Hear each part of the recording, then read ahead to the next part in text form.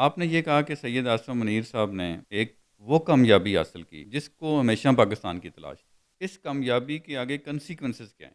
دیکھیے، سب سے پہلے تو میں تھوڑا سا جو ہمارے سننے والے ہیں اور دیکھنے والے ہیں ان کی اویئرنیس کے لیے میں یہ بات کرنا چاہ رہی تھی، اور اسی لیے میں نے یہ جو کمپیریزن کیا ہے اوکے۔ اپنے ماضی سے حال اور پھر مستقبل.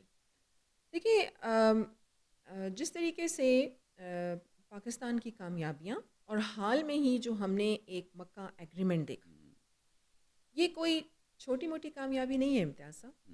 ہمارے لوگوں کو، بلکہ ایوری سٹیزن آف پاکستان، انہیں یہ سمجھنے کی ضرورت ہے کہ یہ ہم نے کس دور میں قدم رکھا ہے.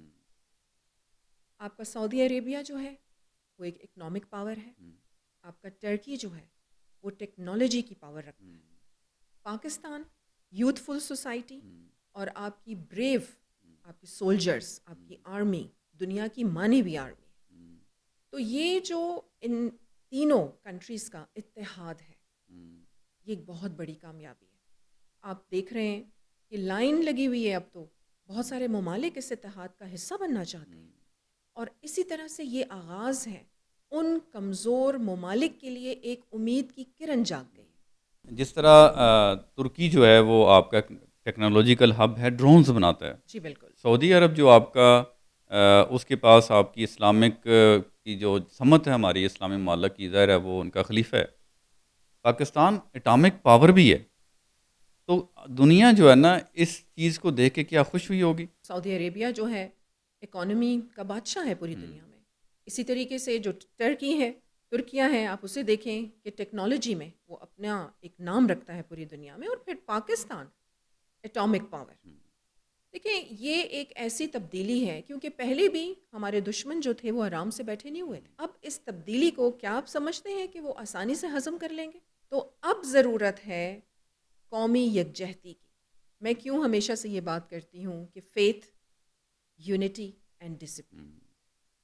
اب ہم جس دور میں داخل ہوئے ہیں، ہمارے دشمن کو آسانی سے یہ بات بالکل ٹالریٹ وہ نہیں کریں گے.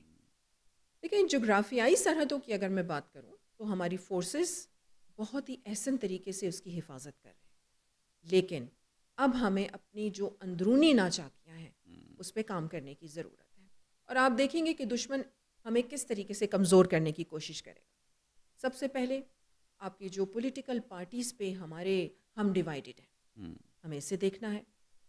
ریلیجن کے نام پر، مذہب کے نام پر جو تفرقہ ہے، ہمیں اس پہ بھی کام کرنے کی ضرورت ہے. اور پھر اسی طریقے سے آپ کا جو تعصب ہوتا ہے مختلف پروونسز میں، آپ دیکھیں زبانوں کی بنیاد پر، قوموں کی بنیاد پر، قومیت کی بنیاد پر، ہمیں اس پہ بھی توجہ دینے کی ضرورت ہے. اور اس کے ساتھ ساتھ حقوق کے نام پہ جو جنگ ہوتی ہے، دیکھیں اب اس قسم کی جو آپ کے ایشوز اٹھیں گے، اس پہ بے حد توجہ دینے کی ضرورت ہے.